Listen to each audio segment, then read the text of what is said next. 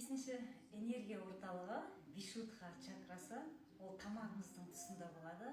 Ол дыбысқа, шындыққа жауап беретін орталық. Егер де біз өзімізге немесе басқа адамдарға өтірік айтатын болсақ, осы жердегі энергия жауап қалады да өміріңізде бір проблемалар болып бастайды.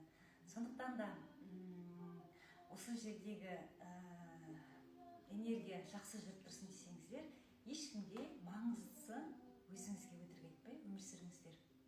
Біздер қазір сапалы қазақ онлайн марафонында осындай нейробиология білімін алып жатырмыз, жоғарғы деңгейдегі әлемдік білімді алып жатырмыз.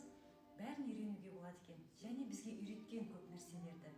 Сондықтан да өтірік айтпауға да үйренуге болады, батыр болуға да үйренуге болады, барлығын үйренуге болады. Бауыржан Момышұлы атамыз айтады, ешкім іштен батыр болып тумайды. Оны өскен ортаға, көрген тәрбиеге байланысты қалыптастырады. Сондықтан да біз тәуелділіктен де арылып жатырмыз. Біздің ішімізде туып тұратын гормондар бар.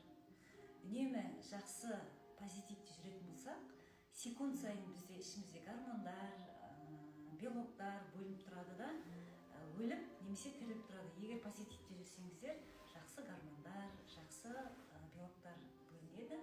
Сондықтан да бір іс-қимылды жасар алдында бөлінетін сұйықтық дофамин гормоны деген. Сондықтан да жақсы нәрселерге осы дофамин гормонын туғызу арқылы біздер салауатты өмір салтын сақтауға, өтірік айтпауға, тәуелділіктерден арылуға, ғылымның қасында тәуелділік ештеңе емес. Сондықтан да ғылым білімді алу арқылы тәуелділіктен де құтыламыз, өтірік айтып өмір сүруден де құтыламыз. Енді йогаға келетін болсақ, йогада матья мудра, матья асана деген асана бар. Соны жасап көрсетейін, йогада осылай шығатын боламыз.